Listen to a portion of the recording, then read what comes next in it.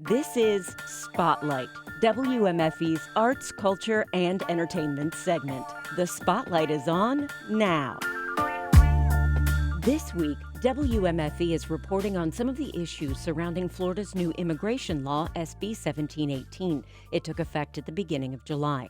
So, for Spotlight this week, I went to one of the Orlando neighborhoods where immigration and culture meet, the Mills-50 district. Orange County has Central Florida's largest Asian American population. After the Vietnam War, the Catholic Charities refugee program began settling families in the Colonialtown area. What started as one Vietnamese family finding success in a supermarket catering to their neighbors has flourished into a thriving hotspot featuring many Asian American-owned businesses. As part of our series, Central Florida Seen and Heard, The Immigration Divide, I spoke to three business owners about their immigration stories and the way they contribute to Central Florida's culture. My name is Hong Shin. I'm one of the co-owners of Quay Coffee. I run operations for the shop. We've been open since December of 2022. All of us are actually Korean. Hey guys, my name is Quay Hu, and I'm the owner of Qreate Coffee. We've been open for 4 years. Yeah, I'm Chinese. Hi, my name is Cecilia Nguyen, and I am owner of Tien Hung Jewelry here on Mills-50. Our jewelry store has been here since 1998. Over in Vietnam, jewelry in gold is the most valuable in Vietnam just because they don't trust in actual money, because that in the past has been tossed away, seen as nothing.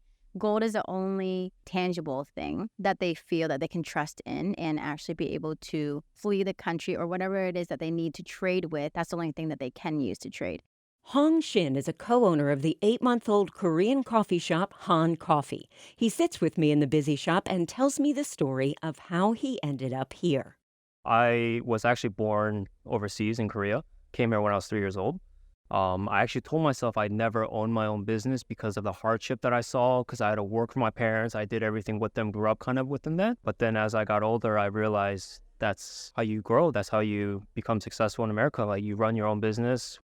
To be candid, I'm actually was undocumented, but I went through the DACA program, and now I'm actually a citizen. So we went through all the process to do so, but it took a long time. Once I turned 18, I couldn't go to college, and I didn't know until then. That's when the DACA process opened up, and when that happened, it allowed immigrants who are undocumented to become documented and receive a working permit. Just allowed you to be able to work legally, pay your taxes after I graduated from high school. That process allowed me to work, actually live like an actual American citizen, and this is the only place that I've ever known since I came here when I was so little. Down the street and around the corner, you find Qreate Coffee.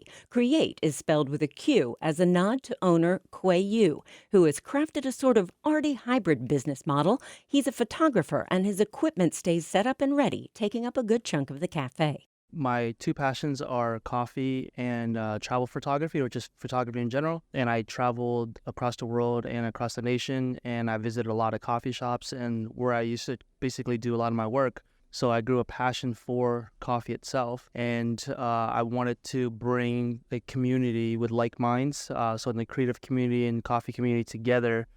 I am a first-generation immigrant here, so my parents came over with us. It was really hard at the beginning.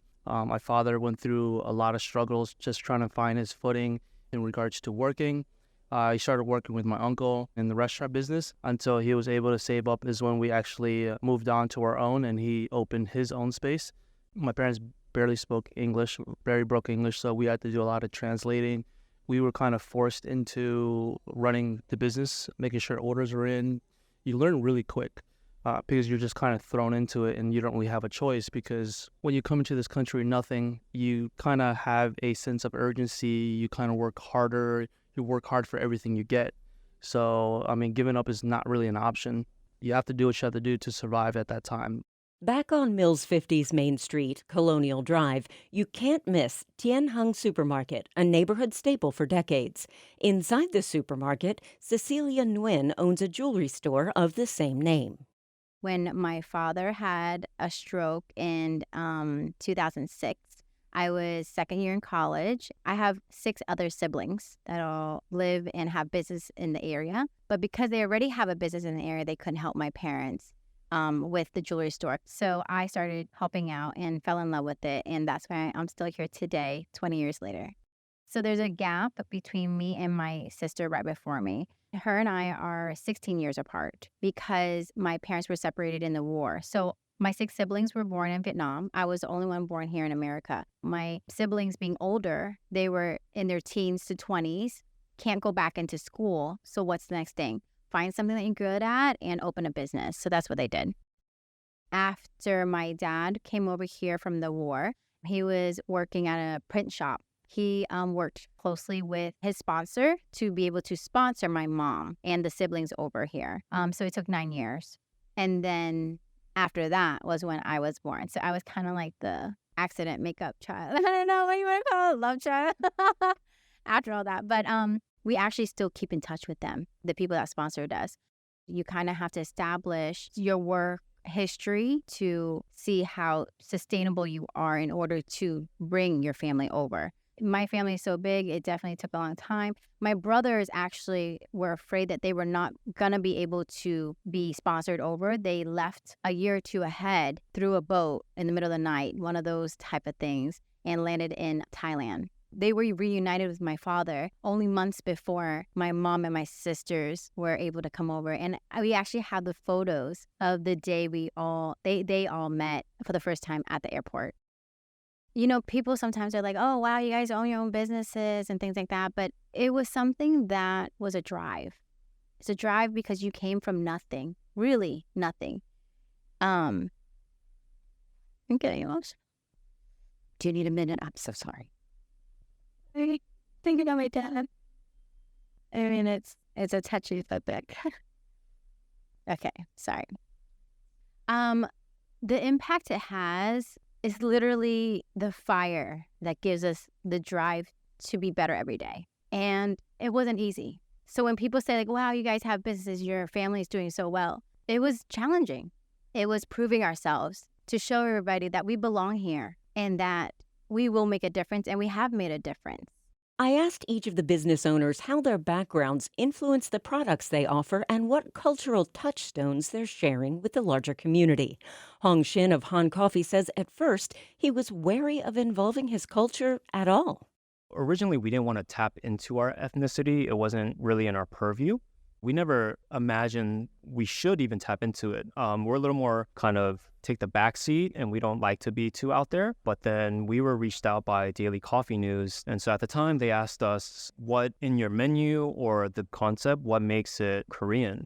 And that really got us to think, okay, maybe we really should tap into the Korean culture. Like BTS is very big right now. Squid Game was going on. Korean barbecue is everywhere. And so some of the flavors of our coffee are within the realm of like Korean culture. So we have something called an SJ iced latte, and SJ stands for 수정과, typically a drink that's served during celebrations. So weddings, birthdays, it's a cinnamon punch. And so we thought we should really tap into that and make something that's very similar in flavor. And then we have a second drink, which is actually our most popular drink, called Seoul Iced Coffee. If you go to actual Korean coffee shops, they call it tabang. And tabang actually means tea room. Ta is tea, bang would be room. Back in the early 1960s, 1970s in Korea, you had coffee shops that started finally popping up after the Korean War ended.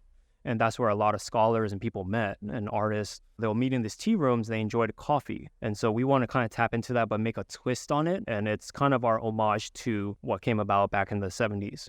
Quay Hu of Qreate Coffee says he also offers specialties influenced, in his case, by his Chinese background. A lot of our drinks and our snacks are very Asian inspired. So the taro, we have a taro latte. We have a pandan latte as well. And then on the food side, we have a tamago sando, which is a Japanese egg sandwich. And then we have Korean cream cheese garlic bread.